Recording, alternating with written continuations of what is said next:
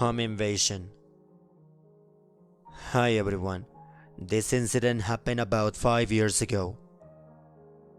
It is a story that I never really tell anyone anymore because most people are either uncomfortable hearing it or make well-meaning comments about what I should have done in this situation without really understanding how directly your mind works when you are experiencing absolute panic.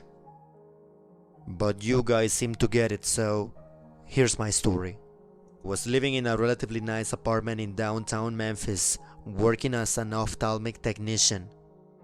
I arrived home from work at my usual time, around 4:30 p.m. I unlocked the door and I went inside.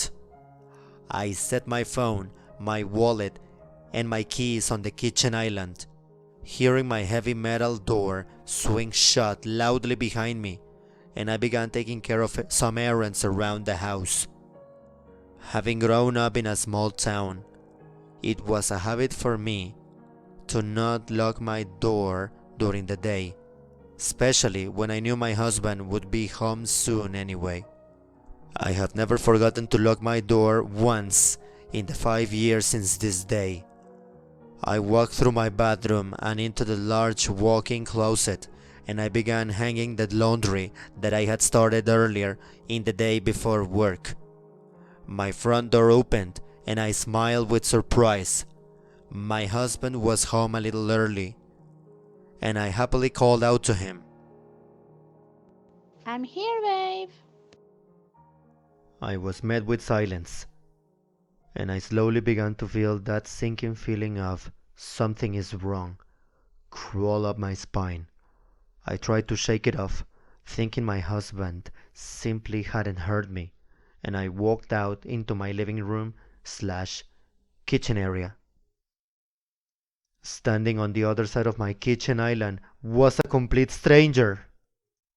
He was male, older than me. I would estimate his 50s, but it's hard for me to recall exact facial features or details from this moment. And he was just standing there, staring at me. No ski mask, no weapon, just watching me. I wonder if he had maybe walked into the wrong apartment and was going to apologize and leave, but he just continued to stare. I then realized I needed to do something other than just gape at this stranger in my house. I stood taller. I puffed my chest in an attempt to look more threatening, which is hard to do as a small female, and I used a loud, clear voice, telling him to get the heck out of my apartment, that he had no business being there. He completely ignored me, like I hadn't spoken. Then, he began to pick up my things. My cell phone, my keys, my wallet. He picked them up methodically and put them into his own pockets. That's when it truly hit me that this person was dangerous. I was naive enough to believe this was all a mistake until that very moment. I darted forward towards the only other device that would allow me to get help, my computer. I had to take a few steps closer to the intruder in order to reach it, but still had about 12 to 15 feet between us. That is 3 to 4 meters. So I knew I could grab it and run before he could reach me. As I picked it up and turned to run, I saw him start to move right after me. I sprinted back towards the bathroom because it was the only place I could go and put 2 lockdowns doors between us, my bathroom door and the closet door. I slammed the door and I locked the first door, and within seconds I could hear him messing with it, trying to open it. I ran into the closet and I locked that door too. I opened my computer and I got into Facebook Messenger to contact my husband. I sent message after message, pleading with him to call 911 and tell them that there was intruder in the apartment. He got the messages within minutes and assured me that he had a dispatcher on the phone and was leaving work himself to try and to get me if he could. I waited and I waited. The bathroom door opened and the intruder came inside. He moved to the closet door and it started to try to break that door down too. I could hear him kicking out. Here's the part where people usually start giving me advice on how I should have acted, but all I can tell you is that I was frozen, with fear, with shock, I don't know, but I didn't scream or cry or search for a weapon in that dark closet. I didn't brace the door or try to hold it closed. I just kneeled in my closet and I waited to die because I just knew that's what was going to happen. People like to tell me that I live in an apartment. Surely, if I had screamed, someone would have heard it and come to help. Surely, there was something heavy enough in my closet to use to defend myself. Hell, even the laptop would hurt if I swung it at someone. Why didn't I do anything? I don't really have an answer for that. But the closet door miraculously held. I heard frustrated footsteps go back out into the living area of my apartment. I heard things breaking, bottles shattering, my drawers and refrigerator and cabinets being flung open as things were torn out of them. I continued to sit in that closet, silently crying, wanting to leave, but feeling that death was inevitable.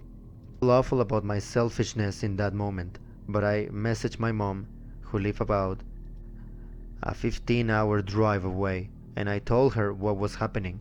I desperately wanted comfort, and I want her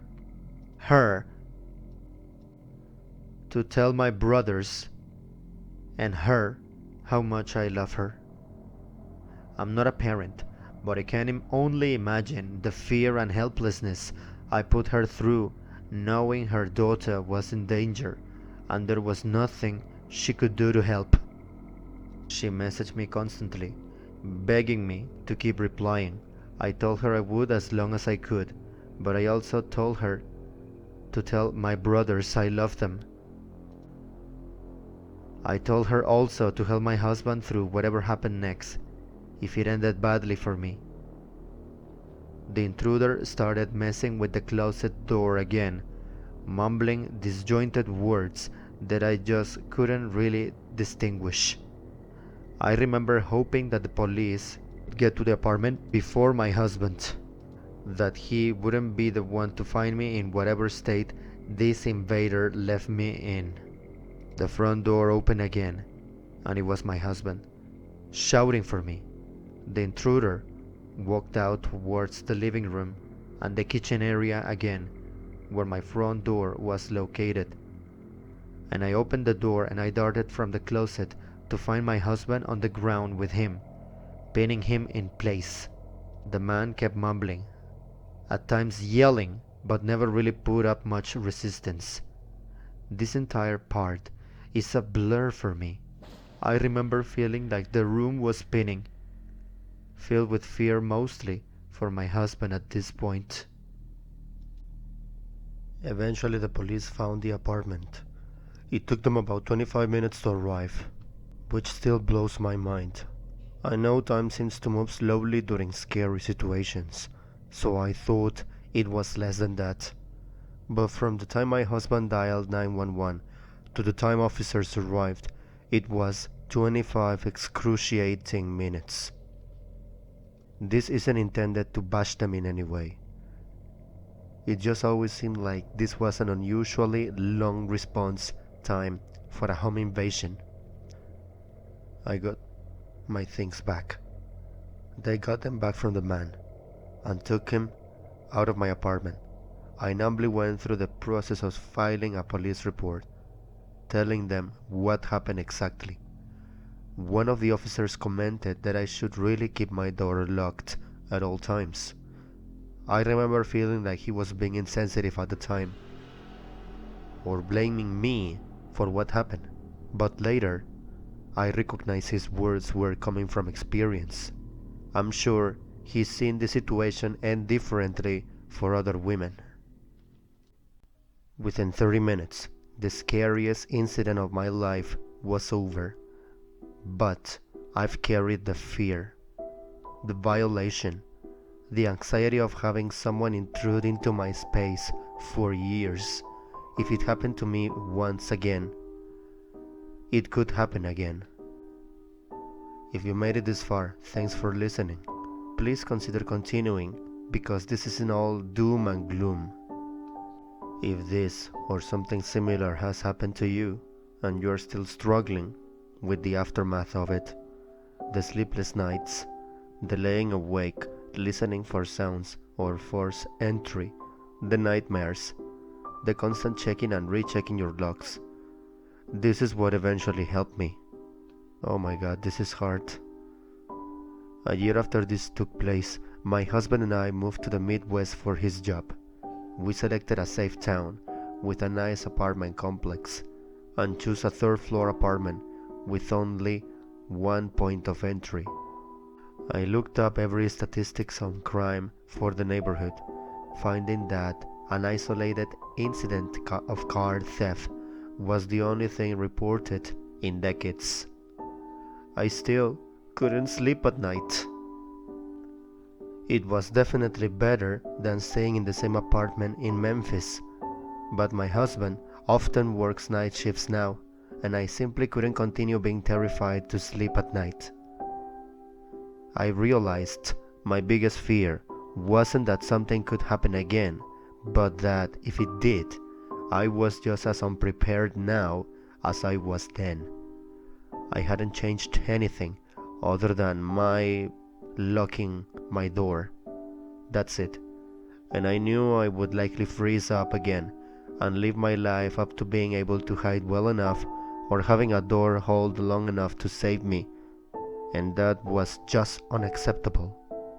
I walked into a martial arts school with an excellent self-defense program. I introduced myself and I started taking classes. At first, I was fairly quiet, the usual, hiding in the back of the room and generally keeping to myself. My instructor, who is both incredibly kind and incredibly insightful, slowly but surely built up my confidence and brought me out of my bubble of fear. After several months of training, I finally shared my reason for taking classes with him, and he's worked with me tirelessly to give me the ability to protect myself in any environment. I've been trained for years now. I've been doing it for a while.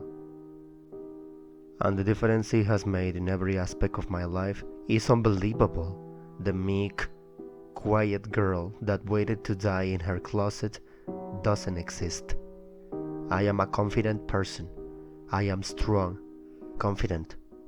I am worthy of living and protecting myself in my own home. I no longer am ashamed of how I handled the situation I was in, but I also understand what steps I can take to ensure that I am safe. It wasn't easy, and it didn't happen overnight, but it was worth it. Recognize this might not be a solution or option for everyone. Your experience is valid, and however you decide to cope with your own story is the right choice for you.